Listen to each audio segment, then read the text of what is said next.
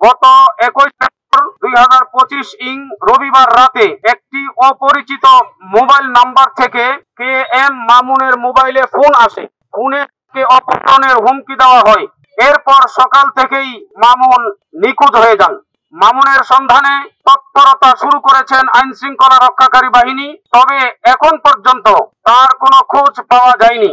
গতকাল সোমবারে দুপুরে তুরাগ থানায় একটি সাধারণ ডায়েরি করেছেন মামুনের স্ত্রী খাদিজা বেগম। জিডি নম্বর 1231। কে এম মামুন একজন সংগ্রামী কর্মী। তিনি ফ্যাসিবাদী সরকারের বিরুদ্ধে ছাত্র আন্দোলনে গুরুত্বপূর্ণ ভূমিকা পালন করেছিলেন। বিভিন্ন সময়ে তাকে হুমকি দেওয়া হচ্ছিল।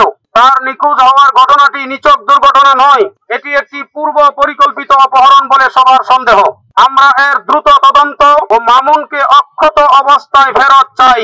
প্রিয় সাংবাদিকগণ, আমরা দুঃখের সঙ্গে বলছি যে জিডি করার পরেও এখন পর্যন্ত পুলিশ ও আইন শৃঙ্খলা রক্ষাকারী বাহিনী মামুনের অবস্থান শনাক্ত করতে সক্ষম হয়নি। আইন শৃঙ্খলা বাহিনীর এমন ধীরগতি আমাদের হতাশ করছে। আমরা মনে করি মামুনের নিরাপত্তা এবং তাকে উদ্ধারে অবিলম্বে কার্যকর পদক্ষেপ নেওয়া উচিত। এদিকে সামাজিক যোগাযোগ মাধ্যমে কে এম মামুনের নিখোঁজ হওয়ার ঘটনা ছড়িয়ে পড়ার পর থেকে তার সন্ধানে বিভিন্ন ছাত্র ও মানবাধিকার সংগঠন প্রতিবাদ কর্মসূচির প্রস্তুতি নিচ্ছে বলে আমাদের কাছে খবর হয়েছে।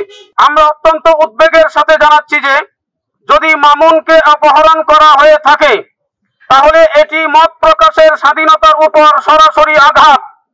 আমরা দ্রুত তাকে খুঁজে বের করার জোর দাবি জানাচ্ছি এবং এ বিষয়ে প্রয়োজনে প্রধান উপদেষ্টার হস্তক্ষেপ কামনা করছি। উল্লেখ্য যে কে এম মামুন দীর্ঘদিন ধরে বৈষম্য বিরোধী ছাত্র আন্দোলনের সক্রিয় সংগঠক হিসেবে যুক্ত ছিলেন। স্বল্প দিনেই রাজনৈতিক ও সামাজিক নানা ইস্যুতে তার সাহসী ভূমিকার কারণে তিনি সংগঠনের ভেতরে ও বাইরে সুপরিচিত ব্যক্তি হয়ে উঠেন। আজকের এই সংবাদ সম্মেলনের আয়োজন করেছেন বৃহত্তর উত্তরা উলামা পরিষদ ও তার পরিবারের সদস্যগণ। আমরা আপনাদের মাধ্যমে আইন শৃঙ্খলা বাহিনীর সহযোগিতায় দ্রুত সময়ে হযরত মাওলানা আব্দুল্লাহ মামুন সাহেবের খোঁজ এবং তার সন্ধান দাবি করছি দেশের যারা আইন শৃঙ্খলা বাহিনী এবং দায়িত্বে যারা আছেন তাদের সকলের কাছে, এবং এই কাজে আমরা সকলের সহযোগিতা চাই।